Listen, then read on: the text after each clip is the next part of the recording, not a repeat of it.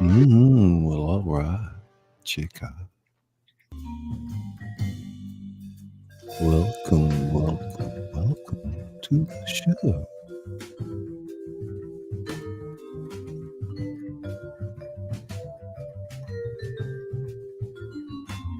I'm Scully, the author that reads to you. Come on in. Pull up a chair.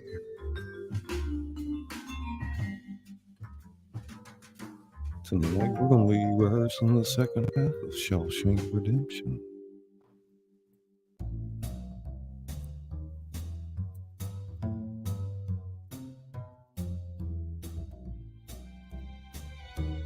They're coming in. Share it out. Scully. Share it out. Check.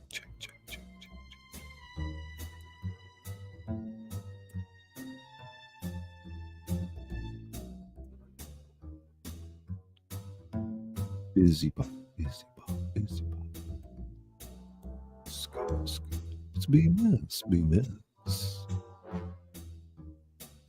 Spooky Grower 75. Diabolical Debbie. Welcome to the show.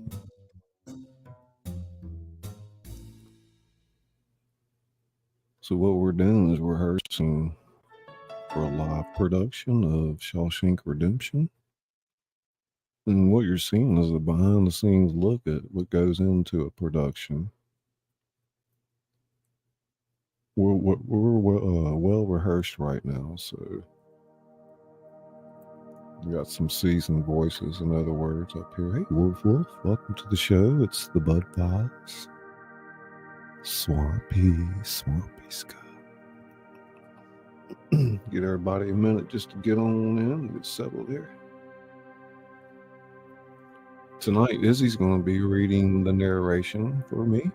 I'm going to sit back and pay attention to what's going on, add a little direction to the show. I think you'll enjoy it. We'll be here for a couple of hours, so relax.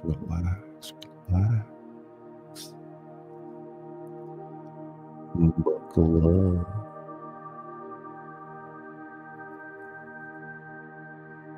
Eclectic journey.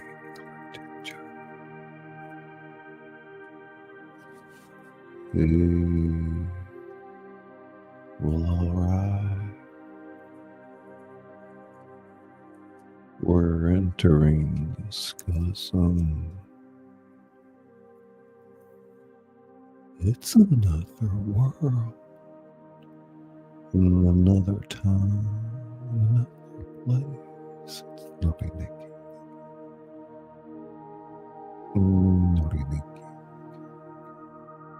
There is Caucasian sausage.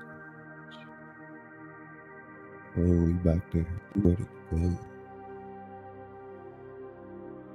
With the wonderful Nez Lover playing several parts, along with Bingus.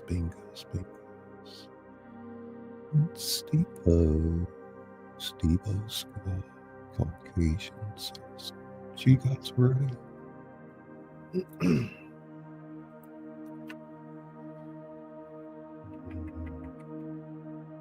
Gonna pull up the screen. So tonight you get to watch us actually read. The script will be on the screen. So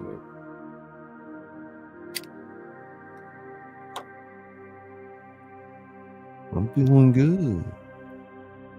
I'm feeling all right.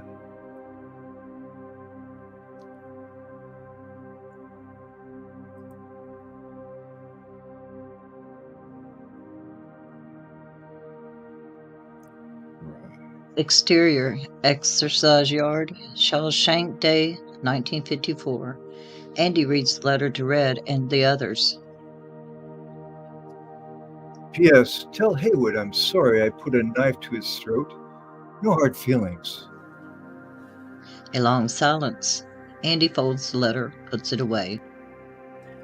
He should have died in here, damn it. Interior Shawshank corridors, day 120, 1955. Hadley's pissed off. Dufresne, what the fuck did you do? Very good. Sorry, Andy it's a looks little up. split up there. You don't need to say that. I'm going to have to cut that out. Okay. Hang on. I thought you was waiting We're on going me. to be fixing. These are the things also that go on behind the scenes that we'll just cut in and fix as we go. We won't have any of that on the next.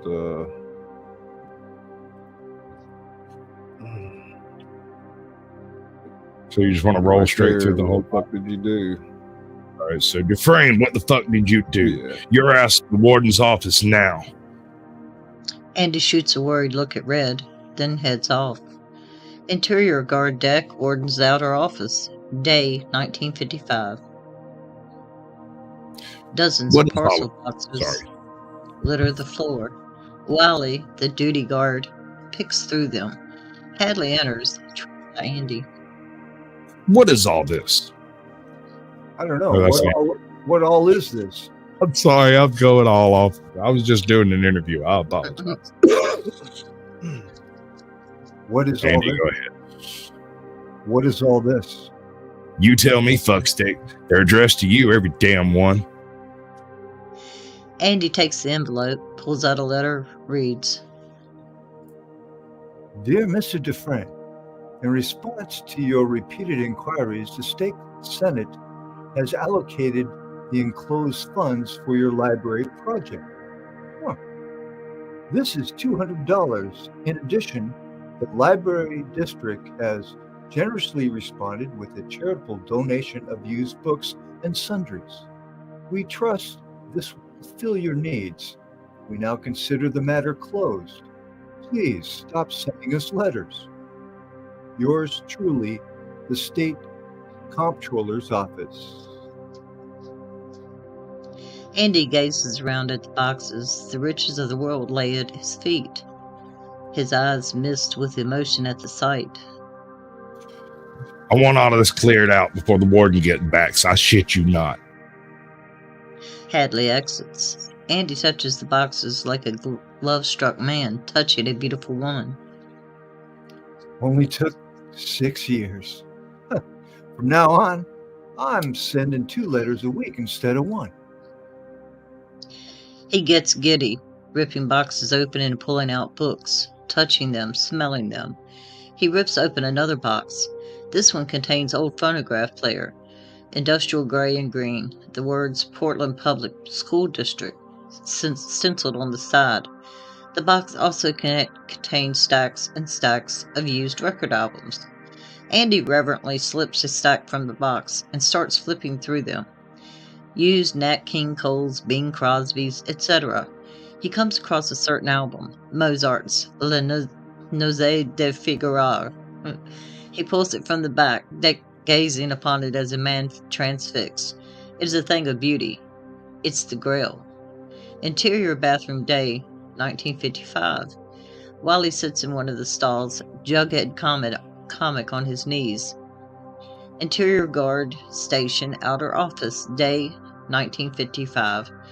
Andy rustles the phonograph player onto the guard's desk, sweeping things onto the floor in his haste. He plugs the machine in, a red light warms up. The platter starts spinning. He slides the Mozart's album from its sleeve, lays it on the platter, and lowers the tone arm to his favorite cut. The needle hisses in the groove, and the music begins, lilting and gorgeous. Andy sinks into Wally's chair, overcome by its beauty. It is a duet song by Susanna and Contessa.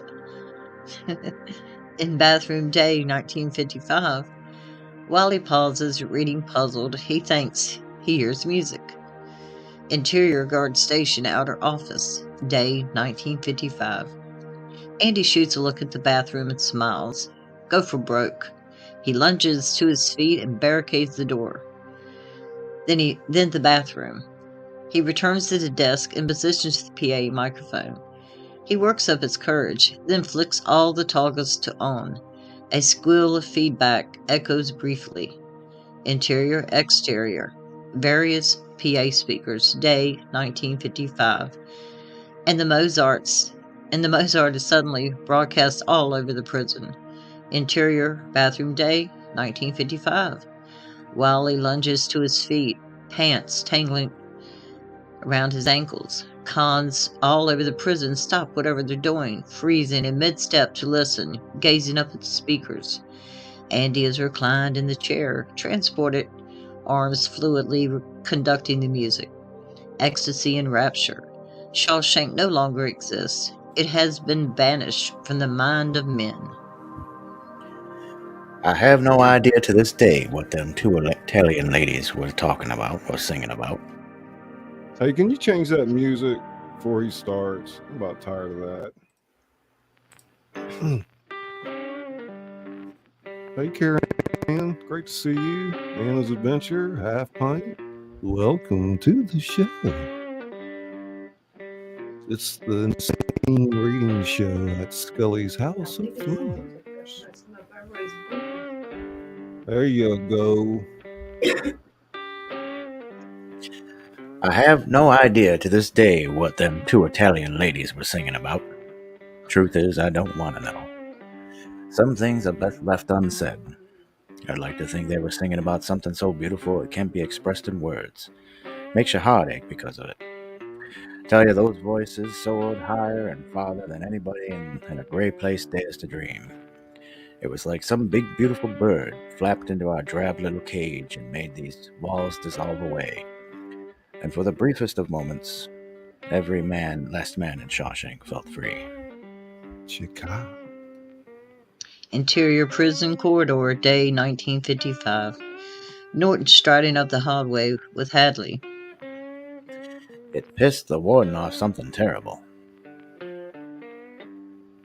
Norton and Hadley break the door in. Andy looks up with a sublime smile. We hear Wiley pounding on the bathroom door. I took Wally's lines out, basically, so that was just one less character we had to deal with. So. Andy got 2 weeks in the hole for that little stunt.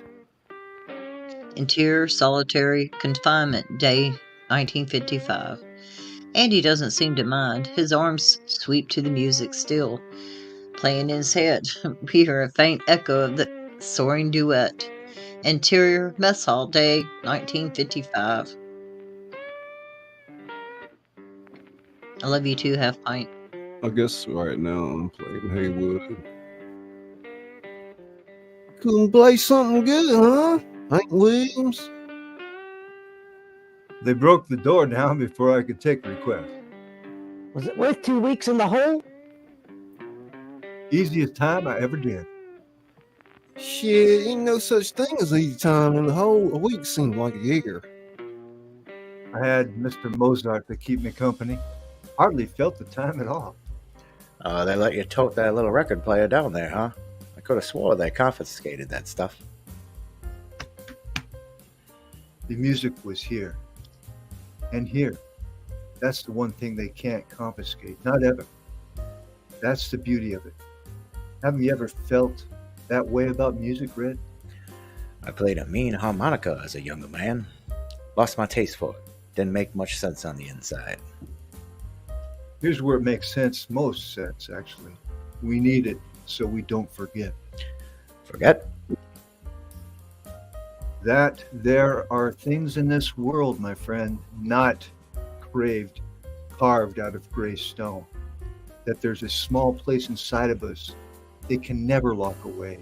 And that place is called hope. Hope is a dangerous thing. It can drive a man insane. It's got no place here. Better get used to the idea.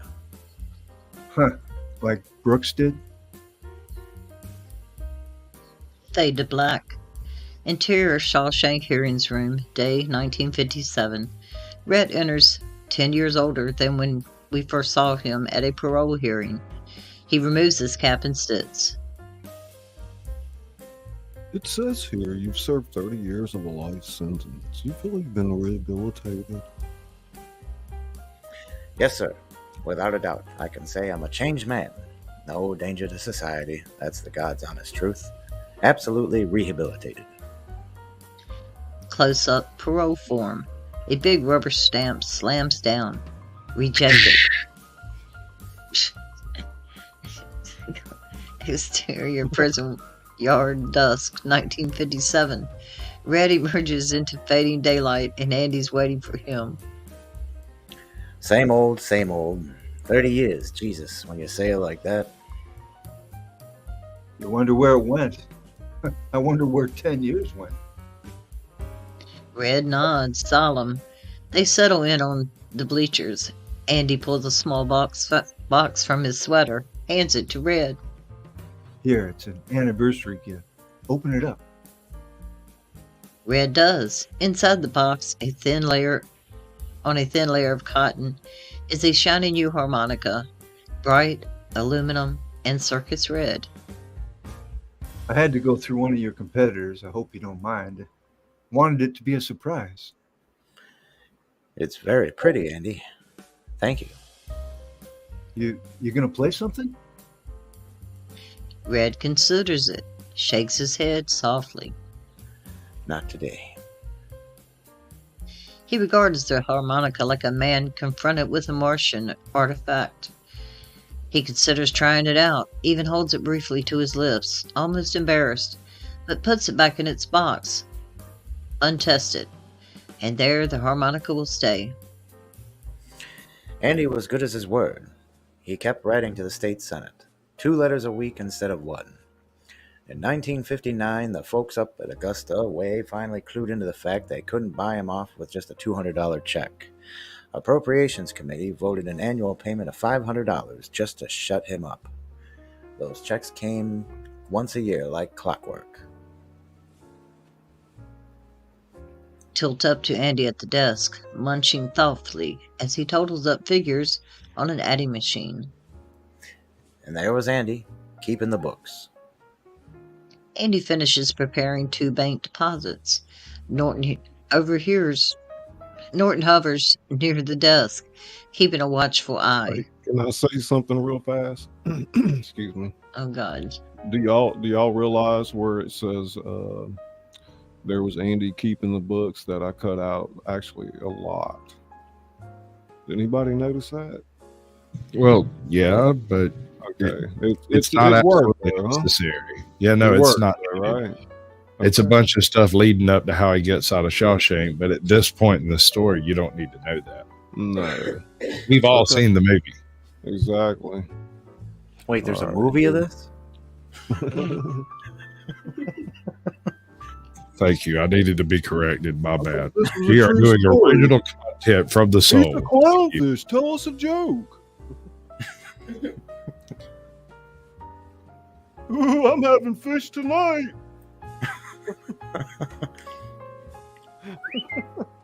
It's Boys. good. Are we ready? Let me change it the music now. while you're acting silly. Jeez. Do it I might as now. well. No. How much for your women? What aliens ever And then there was Andy, keeping the books. Okay, let's move on. For your women. Alright, hold on. Oh, God. Oh God, no! Go back to the jazz. Oh my God. No. That's like Turn it really down. loud. Turn it down. Yeah, please turn Yeah, it maybe down. turn it down just a little bit. That's true. It Just, might be- it's that one that's loud. We'll change it. Yeah. Shoot. How about that? Much better. Okay. There you go. That sounds good. I gotcha. Andy finishes preparing 2 bank deposits, and Norton hovers near the desk, keeping a watchful eye. 2 deposits. Costco Bank and New England First. Night drop, like always. Norton pockets the envelopes. Andy crosses the wall safe and shoves the ledger and sundry files inside. Norton locks the safe, swings his wife's frame sampler back into place. He cocks his thumb at some laundry and 2 suits in the corner. Get my stuff down to the laundry. 2 suits for dry clean and a bag of whatnot. Tell them if they overstarch my shirts again, they're gonna hear about it from me. How do I look? Very nice. Big charity do up Portland way. Governor's gonna be there. Want the rest of that? Woman can't pay for shit. Interior prison corridor, night, 1965. Andy trudges down the corridor with Norton's laundry, the pie box under his arm. Interior library day, 1965. Tilt up from pie to find Red munching away as he helps Andy sort books on the shelves. Got his fingers in a lot of pies, from what I hear. What you hear isn't half of it. He's got scams you haven't dreamed of. Kickbacks on his kickbacks. There's a river of dirty money flowing through this place. Money like that can be a problem. Sooner or later, you gotta explain where it came from. Well, that's where I come in. I channel it, funnel it, filter it, stocks, securities, tax-free municipals. I send that money out into the big world, and when it comes back, It's clean as a virgin's whistle? cleaner. By the time Norton retires, I will have made him a millionaire. Jesus, Andy, if they ever catch on, he's gonna wind up in here wearing a number himself. I thought you had more faith in me than that. Well, I'm sure you're good, but all that paper leaves a trail. Somebody gets too curious, FBI, IRS, wherever. That trail's gotta lead to somebody. Sure it will, but not to me, and certainly not to the warden. Well, then who then? Peter Stevens, Who? the silent partner. He's the guilty one, Your Honor. The man with the bank accounts. That's where the filtering process starts. They trace it back. All they're going to find is him. Yeah, okay, but who the hell is he? A phantom. An aberration. Second cousin to Harvey the Rabbit. I conjured him out of thin air. He doesn't exist except on paper. Andy, you just can't make a person up. Sure you can. If you know how the system works, where the crack Pull the volume down a little on music.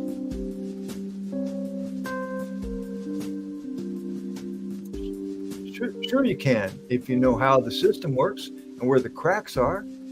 It's amazing what you can accomplish by mail. Mr. Stevens has a birth certificate, social security number, driver's license. If they ever track those accounts, they'll wind up chasing a figment of my imagination.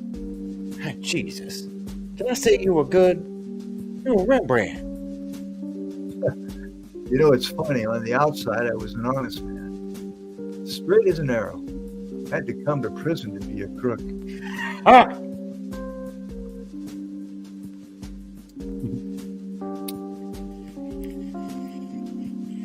Two siren blasts draw their attention to the main gate. It swings open, revealing a prison bus waiting outside. I'm sorry, I didn't know I was muted. Interior of the prison bus. Dusk, 1965. Interior prison bus. Dusk. Among those on board is Tommy Williams, a damn good-looking kid in his mid-20s. The bus rumbles through the gate. The new fish disembark, chained together, single file. The old-timers holler and shake the fence. A deafening gauntlet. Interior cell block. Night. 8 at night. Tommy and the others are marched in naked, shivering, covered with delousing powder, greeted by taunts and jeers. I'm sorry, y'all. Hey, cheeky. I want everybody I want cheeky. me some of that. Boy. Come on, give me some time. Woo! Ishi. Tommy Williams came to Shawshank in 1965 on a 2-year stretch for B&E. Cops caught him sneaking TV sets out of the back door of a JCPenney. Interior woodshop day, 1965. A shrieking buzzsaw slices 10-foot lengths of wood. Red runs the machine while some other old-timers feed the wood. Young punk, Mr. Rock and Roll, cocky as hell. Tommy is hauling the cut wood off the conveyor belt and stacking it. It's a ball-busting job, but the kid's a blur. Okay, I want Caucasian to try to play Tommy. Are you good with that? We'll give it a shot, see what comes out. Come on here, boys. Living like molasses, making me look bad. The old guys just grin and shake their heads. We liked him immediately. Interior, Mess Hall, Day, 1965. Tommy regales the old boys with his exploits. So I'm backing out the door, right? Had this TV like this. Big old thing, couldn't see shit. Suddenly there's this voice. Freeze, kid, hands in the air. Well, I just stand there holding on to the TV. Voice says, you hear what I say, boy? And I say, this fucking thing, you got him. But if I drop this fucking thing, you got me on destruction of property too.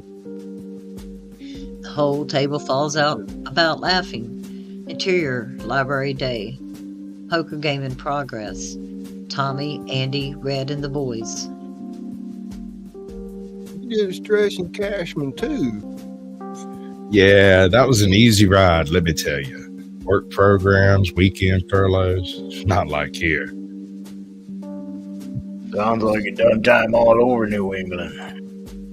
Been in and out since I was 13. Name the place, chances are I've been there. Very good. Perhaps it's time you consider a new profession. What I mean is, you don't seem to be a very good thief. Maybe you should try something else. What you know about it? What the hell you know about it, Capone? What are you in for? Everyone knows I'm innocent in here. Don't you know that? The tension breaks. Everyone laughs. As it turns out, Tommy himself had a young wife and a new baby girl. Tommy enters, the strut gone from his step. A little scared, he finds Andy filing library cards. Yeah, that's very different. A very different interpretation. I mean, I just pictured Andy chucking them all over the room, playing 52 card picks up. I'm sorry. I'll stop. You want an index card? How about you, Red? Look, hey, I've had to cover Caucasian's picture so I don't see him because he's doing all kinds of movements. He's distracted me. I'm telling on him, Scully. I had to cover him up. Okay. Oh shit, did I lose my place? He's back. Absolutely. Wow, he's flinging library cards like throwing stars. Okay. Yeah. And whatever it was. But he's supposed to be, he's just following them, though. It's okay. Whatever it was, something lit a fire under that boy's ass. Oh Lord. Somebody needs to run the teleprompter down front. Scully. It's the Ska Zone. Why don't you, Tingle, why don't you move? Why don't you move? There you go. I'm thinking I should maybe try for my high school equivalency. Here, you help some fellas out with that.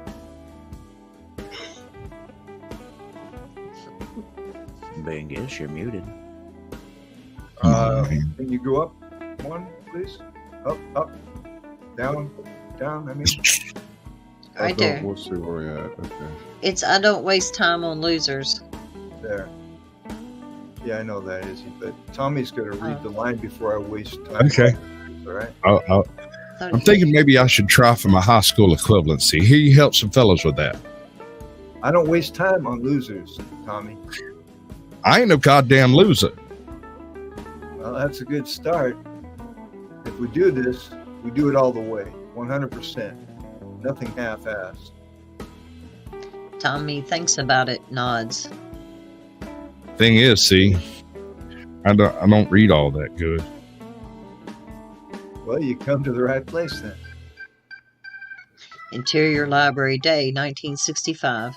We find Andy giving an impassioned reading. And the lamplight honor him streams through his shadow on the floor, and my soul from out that shadow that lies floating on the floor shall be lifted nevermore. Andy slaps the book shut, immensely pleased with himself. So this raven just sits there and won't go away. That's right. Why don't that fella get himself a 12 gauge and just dust the fucker? Interior Library Day, 1965. Tommy tries to read as Andy looks on. The cat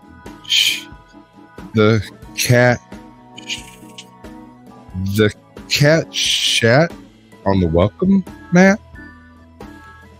Andy shakes his head. Not exactly. Interior Library Day, 1965. Andy chalks the alphabet on a blackboard. So Andy took Tommy under his wing, started walking him through his ABCs. Tommy took to it pretty well, too. Boy found brains he never knew he had. After a while, you couldn't pry those books out of his hands. Before long, Andy started him on his course requirements. He really liked the kid. That was part of it. Gave him a thrill to help a youngster crawl out of the shit heap. But that wasn't the only reason. Prison time is slow time. Sometimes it feels like stop time. So you do what you can to keep going. Some fellas collect stamps, others build matchstick houses. Andy built a library. Now he needed a new project.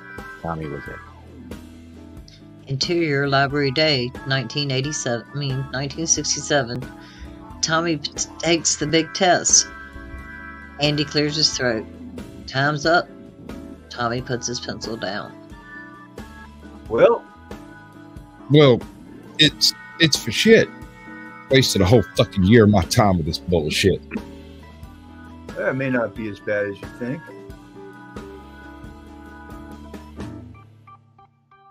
It's worse. I didn't get a fucking thing right. Might as well be Chinese. Well, let's see how the score comes out.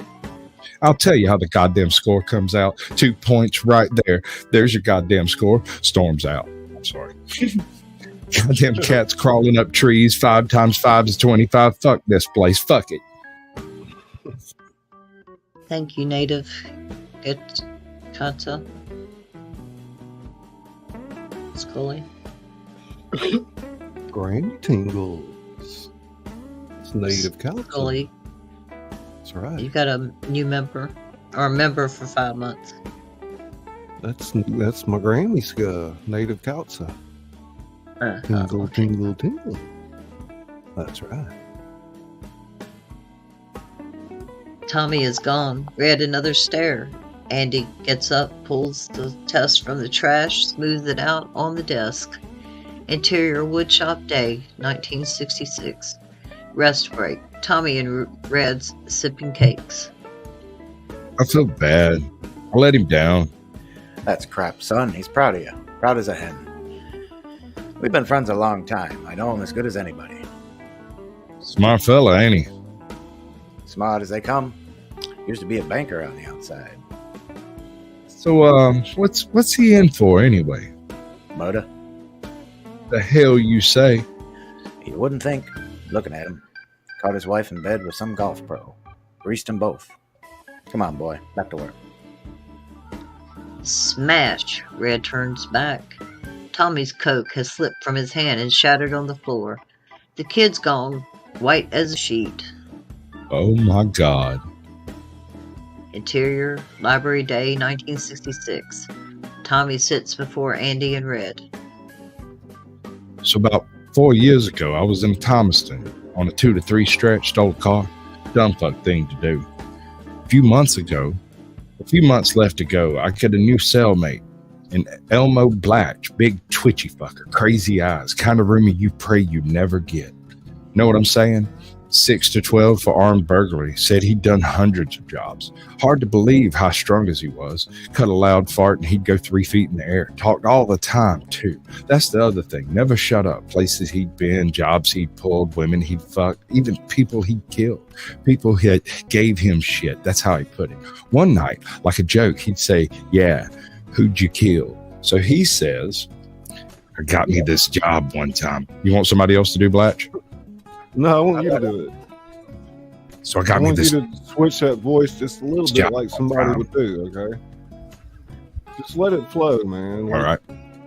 Like, who'd you kill? So, and go back a little bit and just let it go, man. Let's see how it works. Even people he killed. People that gave him shit. That's how he put it. One night, like a joke, I say, yeah, who'd you kill? So he says, I got me this job one time, busting tables at a country club, so I could case all the big rich pricks that come in. Pick out this guy, go in one night and do the place. He wakes up and gives me shit, so I killed him. Him and that tasty bitch he was with. That's the best part. She's fucking this prick. See, this golf pro, but she's married to some other guy. Some hotshot banker. He's the one they pinned it on. They got him down Maine somewhere doing time for the crime. Ain't that choice?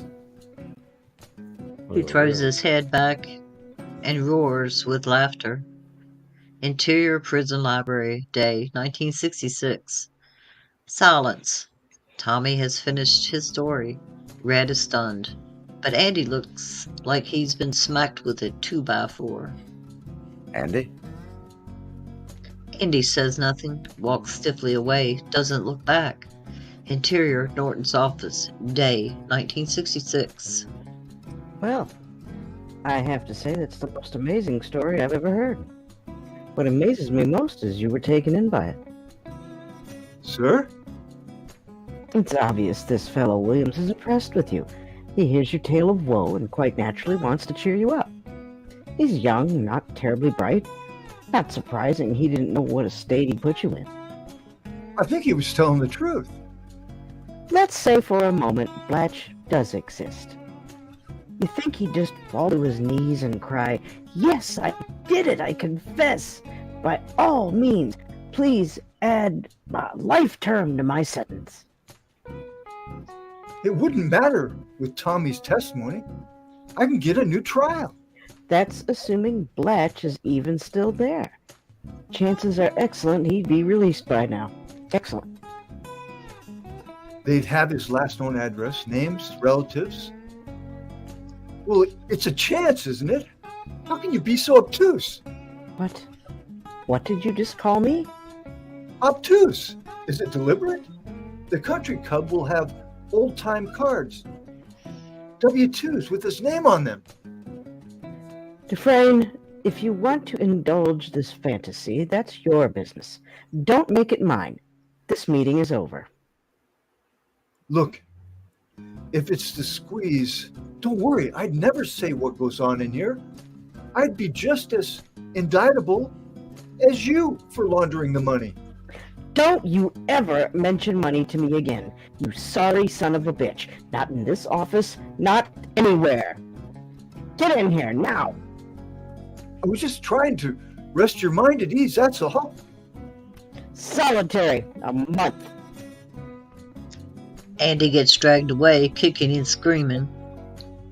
What's the matter with you? It's my last chance to get out. Don't you see that? It's my life. Don't you understand? It's my life. Exterior Prison Yard, day 1966. Mail call. Men crowd around as names are called out. Red and the boys parked on the bleachers. A month in the hole. Longest damn stretch I ever heard of. It's all my fault. Like hell. You didn't pull the trigger and you didn't convict him. Red, you saying Andy's innocent? I mean, real innocent? Sweet Jesus, how long he's been here? Since 47, going on 19 years. Thomas Williams. Tommy raises his hand. The envelope gets dusty. Thomas He Williams. he stares at it. Red peers over his shoulder. Board of Education. Son of a bitch mailed it. Looks that way. You're going to open it or stick your thumb up your butt? Thumb up my butt sounds better. Well, you better lick it first.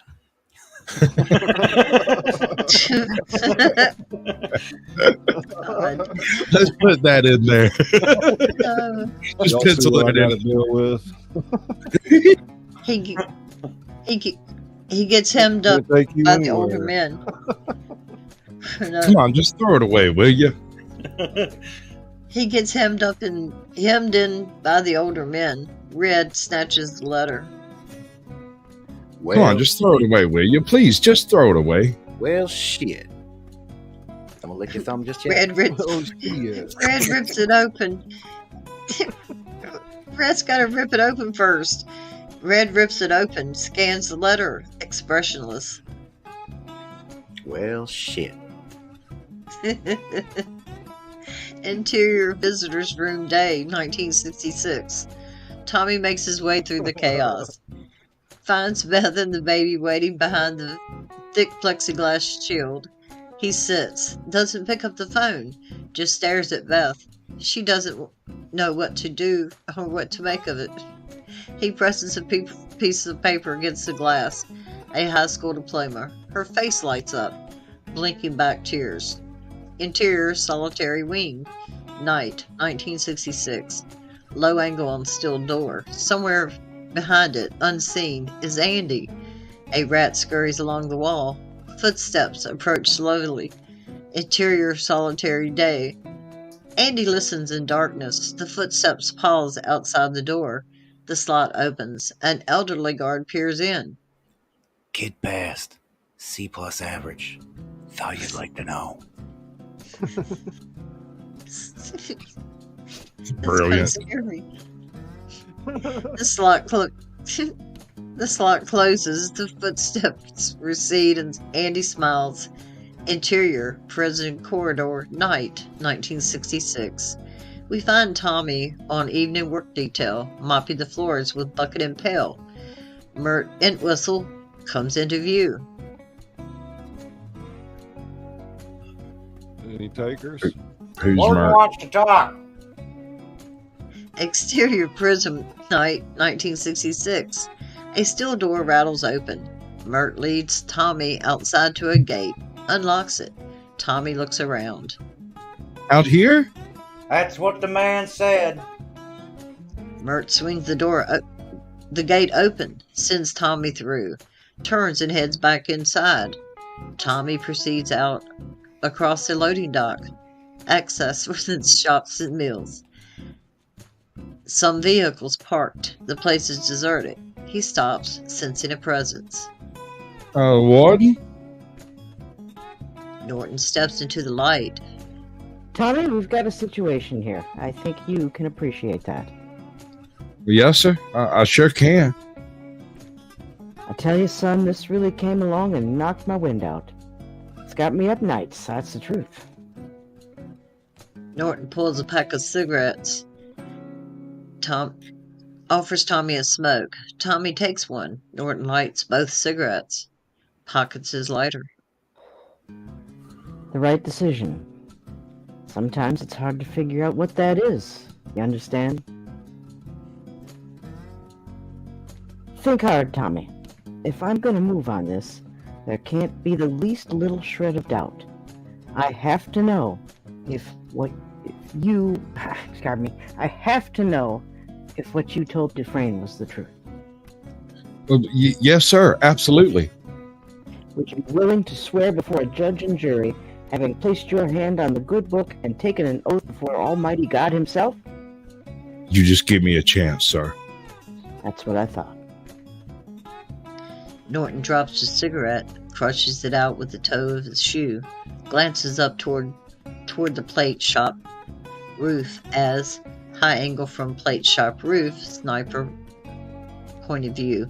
A rifle scope pops up into frame, jumping Tommy's image into startling magnification, framed in the crosshairs. The Sniper 200. Oh, the Sniper. Rapid fires a carbon. Blam, blam, blam, blam. Just like Papa taught me. His face lit up by the muzzle flashes. Captain Hadley, Tommy, gets chewed to pieces by the gunfire. He smacks the ground in a twitching, thrashing heap, eyes wide up and staring, dead. Surprise still stamped on his face. Silence now. Norton turns, strolls into darkness. Interior solitary wing, day 1966. Guards approached Andy's cell. The door is unlocked. Andy emerges, slowly, blinking, painfully at the light.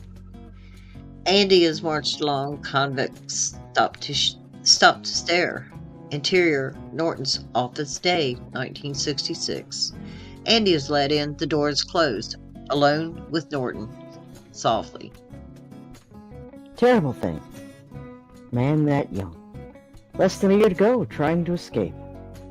Broke Captain Hadley's heart to shoot him. Truly it did. I'm done. It stops right now. Get H&R Block to declare your income. Norton lunges to his feet, eyes sparkling with rage. Nothing stops. Nothing! Or you will do the hardest time there is. No more protection from the guards. I'll pull you out of that one-buck Hilton and put you in with the biggest bull queer I can find. You think you got fucked by a train. And the library, gone. Sealed off brick by brick. We'll have us a little book barbecue in the yard. They'll see the flames for miles. We'll dance around it like wild Indians. Do you understand me? Are you catching my drift? Slow push in on Andy's face, eyes hollow. His beaten expression says it all. Exterior, prison yard, day 1966. Red finds Andy sitting in the shadow of the high stone walls, poking listlessly through the dust for small pebbles. My wife used to say I'm a hard man to know. Like a closed book. Complained about it all the time. She was beautiful. I loved her. But I guess I couldn't show it enough. I killed her, Red, and Andy finally glances to Red, seeking a reaction. Silence. I didn't pull the trigger, but I drove her away. That's why she died. Because of me. Because of the way I am. That don't make you a murderer. Bad husband, maybe. Feel bad about it if you want, but you didn't pull that trigger. No, I didn't. Someone else did, and I wound up in here. Bad luck, I guess. Bad luck? Jesus.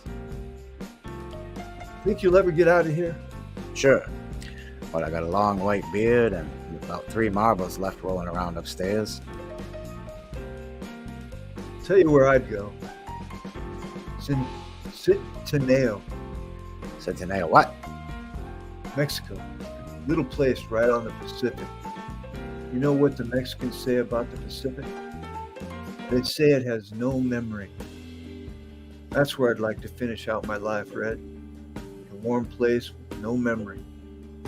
Open a little hotel right on the beach. Buy some worthless old boat, fix it up like new. Take my guests out, charter fishing. You know, a place like that, I need a man who can get things.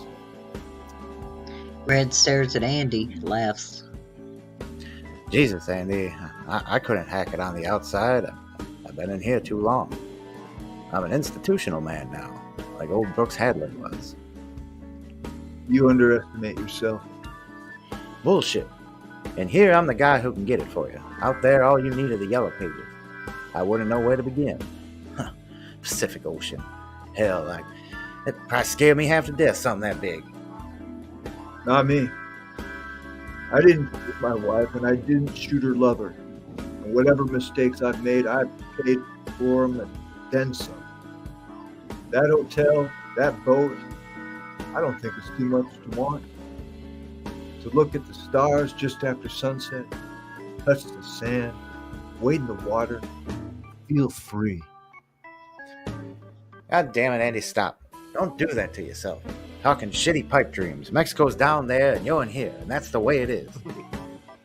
You're right. It's down there and I'm in here. I guess it comes down to a simple choice, really. Get busy living or get busy dying. Red snaps a look. What the hell does that mean? Andy rises and walks away. Red lunges to his feet. Andy? Red, if you ever get out of here, do me a favor. There's this big hayfield up near Buxton. You know where Buxton is? Lots of hayfields there. One in particular. Got a long rock wall with a big oak at the north end. Like something out of a Robert Frost poem. It's where I asked my wife to marry me when we'd gone for a picnic. We made love under that tree. I asked her and she said yes. Promise me, Red, if you ever get out, find that spot. In the base of that wall, you'll find a rock that has no earthly business in Maine hayfield. A piece of black volcanic glass. You'll find something buried under it. I want you to have it. What? What's buried there? You'll just have to pry it up and see. Andy turns and walks away. Interior Mess Hall Day, 1966. I have to tell you, the man was talking crazy. I'm worried. I truly am. Who's We Keith? oughta- That's what I was trying to figure out. We ought to keep an eye on him. There you go. All right, you do Jigger, Caucasian. That's fine during the day, but at night he's got to sell all to himself. Oh Lord, ain't he come down to the loading dock today? Asked me for a length of rope, 6 foot long. Shit, you gave it to him? Sure I did. I mean, why wouldn't I? Right, remember Brooks Hatwood? How the hell was I supposed to know? Randy'd never do that. Never. They all look to Red. Every man's got a breaking point. Interior Norton's office, night. Andy's working away. Norton pokes his head in.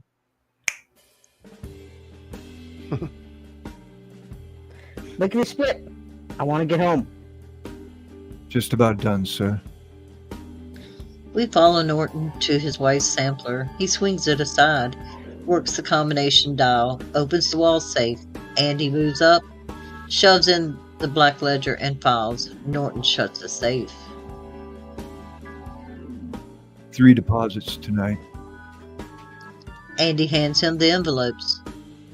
Norton heads for the door. Get my stuff down to the laundry. Shine my shoes. I want them looking like mirrors. Nice having you back, Andy. Place just wasn't the same without you. Interior Andy cell night, 1966. The lights bump off. He gazes up at Raquel and smiles. Pulls a 6-foot length of rope from under his pillow. Lets it uncoil to the floor. Interior Red cell night, 1966. Red sits in the dark, a bundle of nerves, trying to hold himself still. He feels like he might scream or shake to pieces. The seconds tick by, each an eternity. I've had some long nights in the stir. Alone in the dark with nothing but your thoughts. Time can draw out like a blade. A flash of lightning outside his window sends harsh barred shadows jittering across the cell. A storm breaking. That was the longest night of my life. Interior cell block 5, morning 1966. Kathump. The master lock is thrown. The cons emerge from their cells, and head count begins. Red looks back to see if Andy's in line. He's not. Suddenly, the count stalls. Man, listen, tier 2, cell 12. The head bull, Haig, checks his list. Anybody? Dufresne, get your ass out here, boy. You're holding up the show. Let No Dingus do. Hey, he hasn't had a Please. smaller part in a while. Dingus. Fred, Dufresne, get your ass out here, boy. You're holding up the show. Don't make me come down there now. I'll thump your skull for you. Yeah, hold on to that. Still no That's answer. Still no answer. Glaring, Haig stalks the tier, clipboard in hand. His men fall behind. Dufresne, damn it. You're putting me behind. You better be sick or dead in there. I shit you not. They arrive at bars. Their faces go slack. Well, that'll Stunned, keep your voice loose right there. Heck yeah. softly. Oh my God. Reverse angle. Reveals the cell is empty. Everything neat and tidy. Even the bunk is stowed.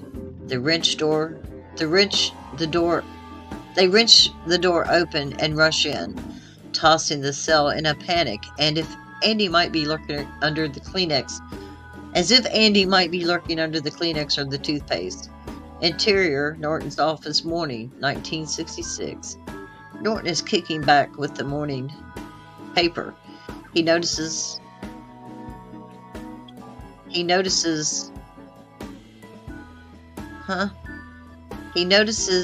How dingy his shoes are. oh, what's that? Huh? He notices how dingy his He notices how dingy his shoes are. He glances at the shoebox on the desk, kicks his shoes off, opens the box, and gulls out Andy's old grimy work shoes. He stares blankly. Pulls out. What the fucking Pulls. deed? What? He doesn't gull them out. He pulls them out. Okay, well, and pulls Fine. and pulls gulls out of Andy's grimy work shoes. He stares blankly. What the fucking deed? An alarm still starts blaring through the prison. He looks up. Exterior prison day. 1966. That's good. Wait a minute. Is that a voice doing that or something? Hey, it's homie over here. Home slice. Yeah. I recognized it. Is that you, God. Steve-O? Yes. He got skills. Norton and Hadley stride across the grounds, alarm blaring. I want every man on that cell block questioned. Start with that friend of his. Who? Interior cell block 5, Red cell, day 1966. Red watches as Norton storms up with an entourage of guards. Him. Red's eyes widen. Guards yank him from his cell. Interior, Andy's cell, day 1966. Norton steps to the center of the room, working himself up into a fine rage. What do you mean he just wasn't here? Don't say that to me, Haig. Don't say that to me again. Norton grabs a clipboard and thrusts it at Hadley. What about you? You blind? Tell me what this is. Last night's count. You see Dufresne's name? I sure do. Right there. See? Dufresne. He was in his cell at lights out. Stands to reason he'd still be here this morning. I want him found. Not tomorrow. Not after breakfast. Now. Haig scurries out, gathering men. Norton spins to Red. Well, Well, what? I see you two all the time. You're thick as thieves, you are. You must have said something.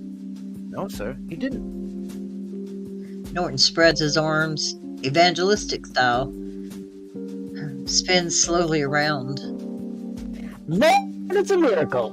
Man up and vanished like a fart in the wind. Nothing left but some damn rocks on the windowsill and that cupcake on the wall. Let's ask her. Maybe she knows. Let's say there, fuzzy britches. You're not talking? Guess not. Why should you be any different?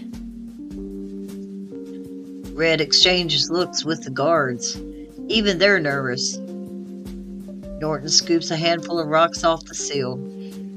He hurls them at the wall, one at a time, shattering them, punctuating his words. It's a conspiracy! That's what this is. One big damn conspiracy, and everyone's in on it, including her! He sends the last rock whizzing right at Raquel. No smash. It takes a moment for this to sink in. All eyes go to her. The rock went through her. There's a small hole in the poster where her navel used to be. You could hear his pin drop. Norton reaches up, sinks his finger into the hole. He keeps pushing, and his entire hand disappears into the wall to reveal the long, crumbling tunnel in the wall. 1966, Andy Dufresne escaped from Shawshank Prison. All they found of him was a muddy set of prison clothes, a bar of soap, and an old rock hammer, damn near worn down to the nub. I remember thinking it would take a man 600 years to tunnel through a wall like that, but Andy did it less than 20. As it turns out, Andy's favorite hobby was toting his wall into the exercise yard, handful at a time. Exterior loading dock access, night 1966. Angle looking straight down. Below us, Tommy Williams lies face down at Norton's feet. Blood is spreading, fanning out over the pavement. Norton turns, strolls out of frame. I guess after Tommy was killed, Andy decided he'd been here just about long enough. Again we see Andy working. Norton pokes his head in. Okay, Spit, I want to get home. Just about done, sir. Norton crosses to the wall safe and works the dial. His back turned, this time, though we stay on Andy. He pulls up his sweater, yanks out a large black book and a stack of files. He lays them on the desk. He then grabs the real ledger and files, jams them down his pants, and smooths his sweater down. He picks up the bogus stack, crosses to Norton, and shoves everything in. Interior hallway, night, 1966. Norton exits his office and strolls off whistling. Push in on the door. Push in on the open door. We see Andy at the guard's desk, pulling Norton's dress shoes from their box. Andy did like he was told, buffled those shoes to a high mere shine. Interior, Norton's office, minutes later, 1966. Andy starts going through Norton's 3 suits. He pauses, checking the gray pinstripe. Nice. Pinstripe.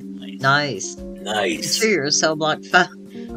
Interior, cell block 5, night, 1966. The guard buzzes Andy through. Andy walks towards us. The guard simply didn't notice. Neither did I. I mean, seriously, how often do you really look at a man's shoes? Tilt down as he passes by. Yep, he's wearing Norton shoes. Andy crawled to freedom through 500 yards of shit-smelling foulness I can't even imagine. Or maybe I just don't want to. Fingers appear, thrusting the heavy gauge wire mesh covering the mouth of the pipe. Andy's face looms from the darkness, peering out at freedom. He wrenches the mesh loose, pushes himself out, plunges head first into the creek. He comes up sputtering for breath. The water is waist deep. He raises his arms to the sky, turning slowly, feeling the rain washing him clean. Exultant, triumphant, a flash of light arcs from the horizon to horizon. Interior, Casco Bank of Portland, morning, 1966. The door opens, spit-shine shoes enter. And a man nobody laid eyes on before strolled into the Casco Bank of Portland. Until that moment, he didn't exist, except on paper.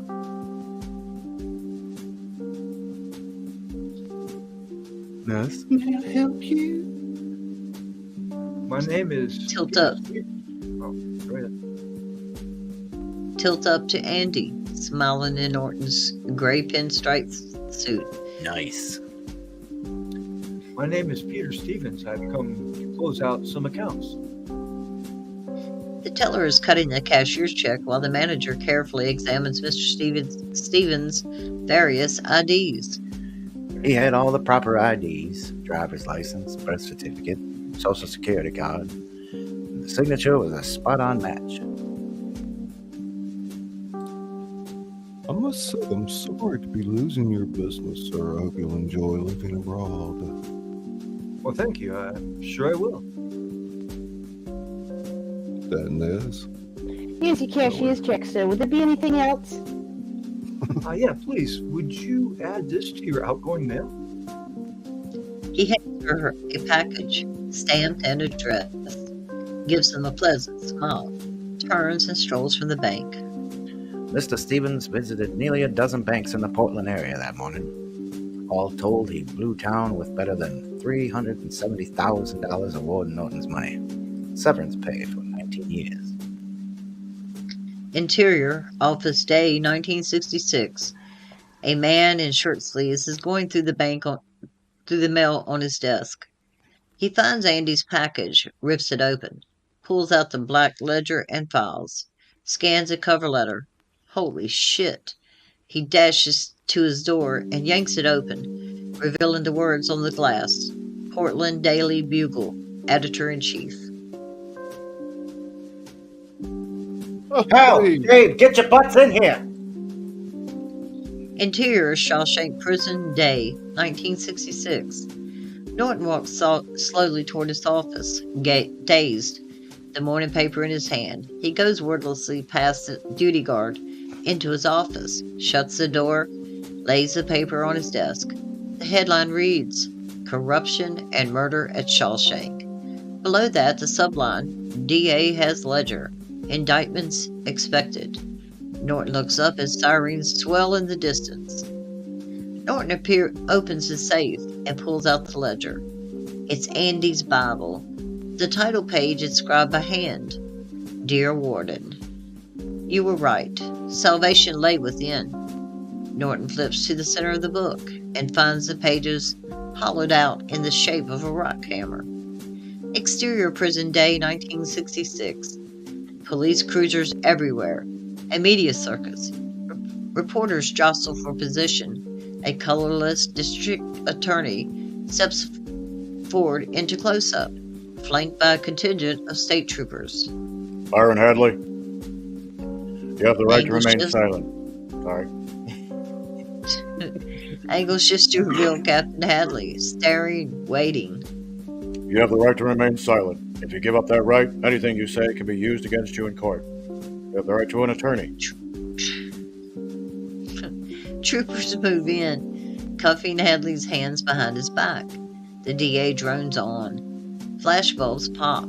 Hadley says nothing. His face scrunches up. He begins to cry. I wasn't there to see it, but I heard that Byron Hadley was sobbing like a little girl when they took him away. Interior Norton's office. Interior Norton's office day, 1966. Norton is staring out the window as they approach the building. He goes to his desk, opens a drawer. Inside lies a revolver and a box of shells. Norton had no intention of going that quietly. Interior prison corridors day, 1966. The DA marches amongst the midst of a phalanx of troopers. Interior Norton's office day, 1966. Norton sits blankly at his desk, revolver before him. The doorknob rattles. A voice is heard. Samuel Norton, we have a warrant for your arrest. Open up. I'd like to think the last thing that went through his head, other than that bullet, was to wonder how the hell Andy Dufresne ever got the best of him. Not long after the warden deprived us of his company, I got a postcard in the mail. It was blank, but the postmark said McNairy, Texas. Interior, Library Day, 1966. Red sits with an atlas, tracing his finger down the page. McNairy, right on the border. That's where Andy crossed. When I picture him heading south in his own car with the top down, it makes me laugh all over again. Exterior, Mexico, Highway, day, 1966. A red convertible rips along with Andy at the wheel, cigar jutting from his grin, warm wind fluttering his tie. Andy Dufresne, who crawled through a river of shit and came out clean the other side. Andy Dufresne, headed for the Pacific. Those of us who knew him that talk about. Easy for you to say. Those of us who knew him to best talk about him often. I swear the stuff he pulled, it always makes us laugh. Sometimes it makes me sad though, Andy being gone. I have to remind myself that some birds aren't meant to be caged, that's all. Their feathers are just too bright. A distant rumble of thunder. Red pauses, gazes off. Storm clouds coming in, backlit by the sun. A light drizzle begins. I guess I just miss my friend. An iron barred door, 274. An iron barred door slides open with an enormous clang. A stark room beyond. 6 men and 1 woman sit along a table. An empty chair faces them. We are again in interior Shawshank Hearings Room, day 1967. Red enters, sits, 20 years older than we first saw him. File says you've served 40 years of life sentence. Do you feel you've been rehabilitated? Red doesn't answer, just stares off. Seconds tick by. The parole board exchanges glances. Somebody clears his throat. Shall I repeat the question? I heard you. Rehabilitated. Let's see now. You know, come to think of it, I have no idea what the hell that means. Well, it means you're ready to rejoin society as a... I know what you think that means, sonny. To me, it's just a made-up word. A politician's word. A word so young fellas like you can wear a suit and a tie and have a job. What do you really want to know, kid? Am I sorry for what I did? Well, are you? Not a day that goes by that I don't feel regret. And not because I'm in here or because you think I should. I look back on myself the way I was. Stupid kid who did that terrible crime. Wish I could talk some sense to him. Tell him how things are, but I can't. That kid's long gone. This old man, that's all that's left. I have to live with that. Rehabilitated? That's a bullshit word. So you just go on ahead and stamp that form there, sonny, and stop wasting my damn time. Because the truth is, I don't give a shit. The parole board just stares. Red sits drumming his fingers. Close up, parole form. A big rubber stamp slams Y'all hear down. that comment there? Tiffany's epiphany said, I almost thought Morgan Freeman was reading for a second. That's funny. It's really expensive to keep them in my house. Right. Feed him mustard and biscuits. A big rubber stamp slams down and lifts away to reveal the word approved in red ink. Exterior Shawshank Prison, day. 2 short siren blasts herald the opening of the main gate.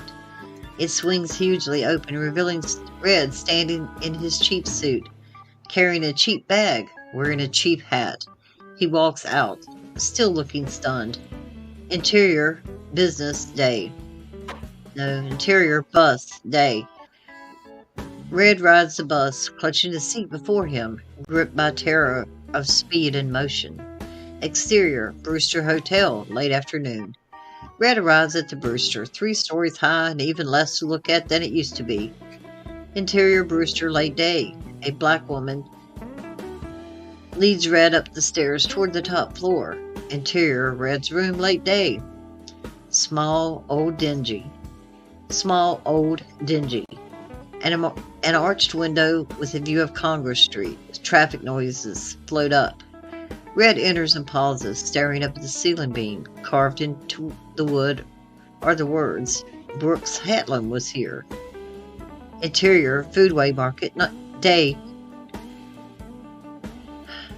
Loud jangling with people and noise. We find Red bagging groceries.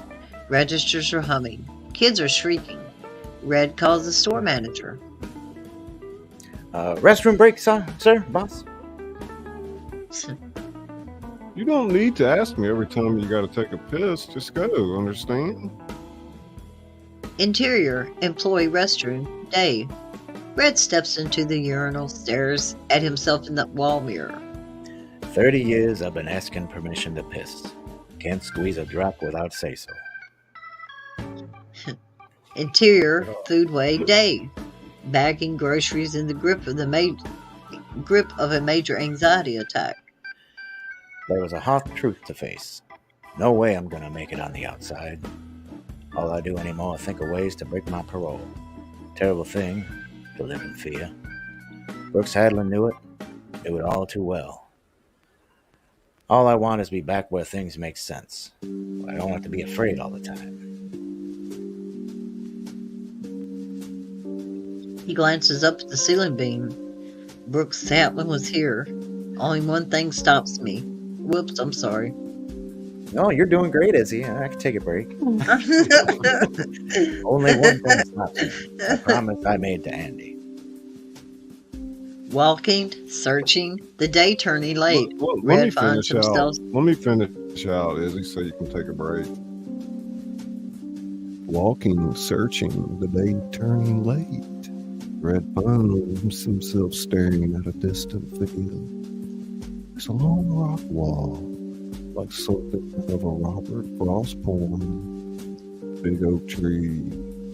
Red checks his compass. North end. He crosses a dirt road into the field. Walks along the rock wall, nearing the tree. The squirrel scolds him from the low branch, scurries up high. Red studies the base of the wall. Nothing unusual here. Just a bunch of rocks set in stone. Something catches his eye.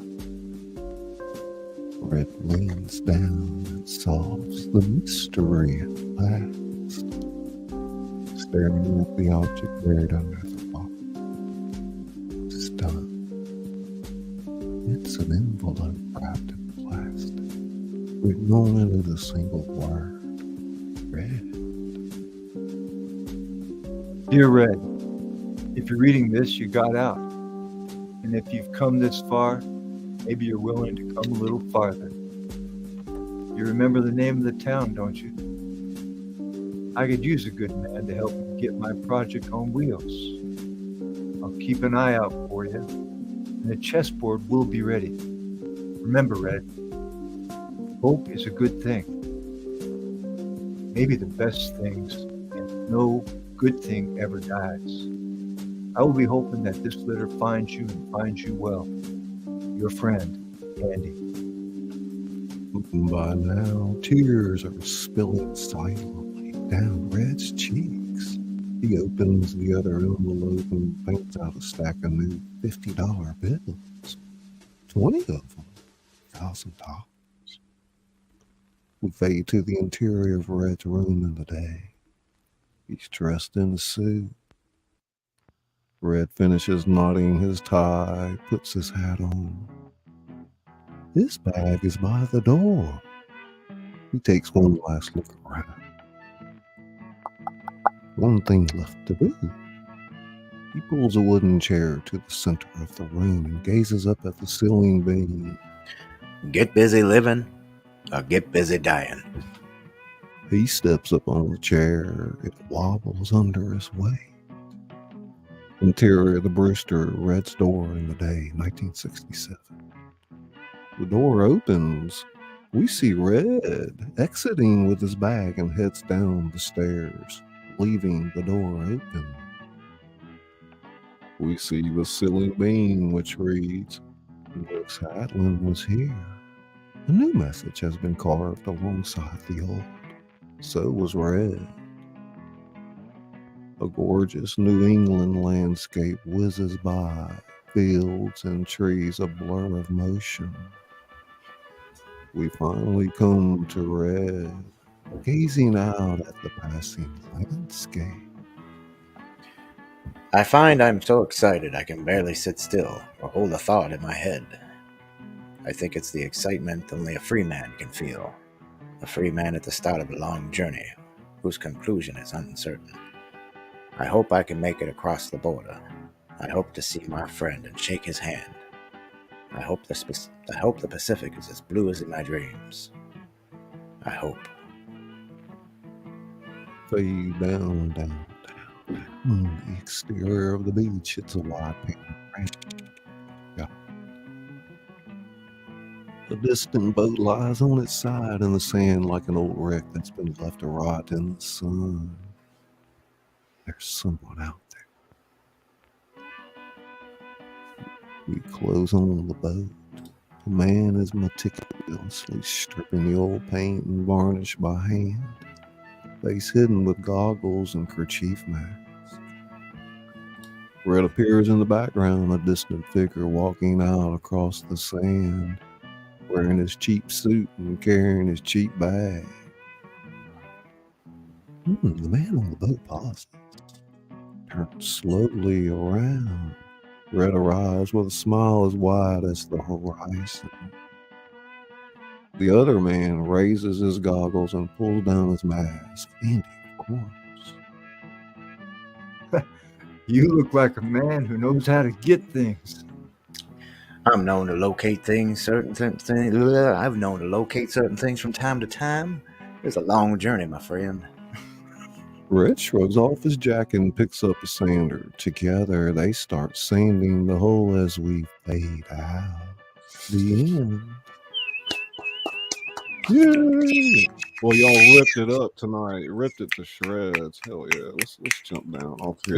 Let's give Izzy a hand. She did really good tonight. Oh Yay, Izzy! yeah. Some of the I needed the graphics there hand we while I couldn't was see. doing it. I needed the hand while I was doing it, not after we're done. Well, then we would have interrupted you. And that's not right. No, I would have needed a hand, a helping hand, and it's so relaxing to have that your logo, which is the skull, covering Sasquatch's face. Yes, pet him. Yes. This is my favorite being. Yes. He gives me all the bones. Sasquatch is precious. Thanks, Janica. Thanks, Arlie's, Anna's. Yeah, thank Okie. everybody. Thank you, Arlise.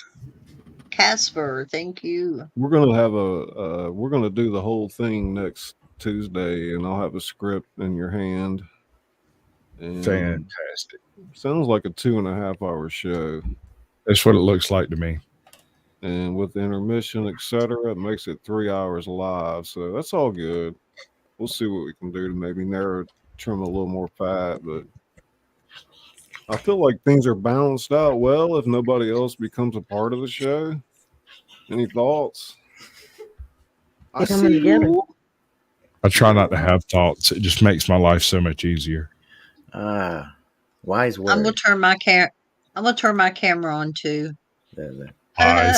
Lies. Always lies. Key to internal peace It's is on. the thing not giving a fuck. Ooh, my new bong from Steve and Nikki. Is it turning colors? Awesome. I have it on good authority from a Confucius monk that it's a hot dog, one with everything. Oh, yeah. Bingo! Thank you, Janica. I mean, I suppose I'm going to work on another graphic overlay myself. Look what Steve and Nikki gave me, Bingus. Yeah. The bonger. Very nice. It's just bonger. Yeah.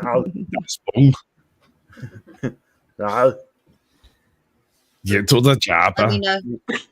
Get to the chopper Let me now. know when you want to hit the outgoing things. No, I was thinking about that suggestion we had last week where we take turns doing different voices that answer your questions. Just Cheers, back Keith. and forth. That's where he crawls out of the pipe here, huh? I smell like shit. Yeah. She was like, "Is that Morgan Freeman reading?" I was like, "Okay." Yeah, he keeps it in his basement. He feeds him mustard and biscuits. Bologna sandwiches. He ain't complaining. His room is right next Some door of to them Nikki. French fried taters. Zoinks! Zoinks, Shag. Like, we're totally hanging out there, Ricky. So yeah. Thank you, Scully. Yeah, thanks. Thank We're you, gonna Scully. rehearse next Scully. Tuesday. Okay. Yep. Thank you. Yeah, and then we'll do the show that Saturday if y'all want to. If you feel you're Okay. ready, I think you will be. So Thanks for everyone showing thank up. you, Bingus. Yes. Bring us. Caucasian, thank you. Thank you, Absolutely, Steve-O. brother. Good Nez job, Lover, everybody. thank you. Big props to Izzy. All our moderators out there keeping an eye And by the on way, things. Steve-O, that's one of the most magnificent sirens I've ever heard in my life. That was amazing. I couldn't tell if it was real or not. Bottle cap. Peace out, y'all. Much love. Later. Yo. Alligator. Good It's night, Bottle everybody. Cap. God Then bless there you. was 3. Cuss. Yeah, y'all did fantastic tonight. I didn't have to do anything, really. You ain't gotta do stuff. So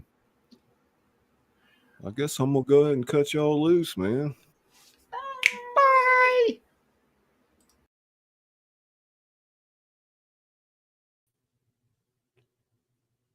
More art. Let's see. Thank you, everybody.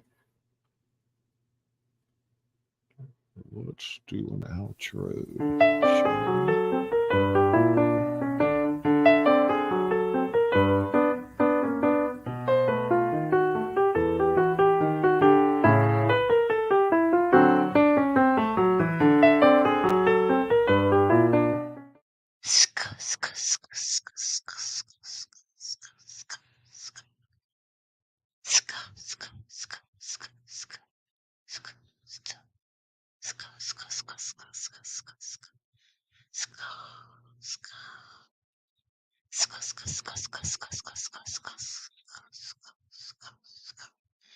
Tingle Grain.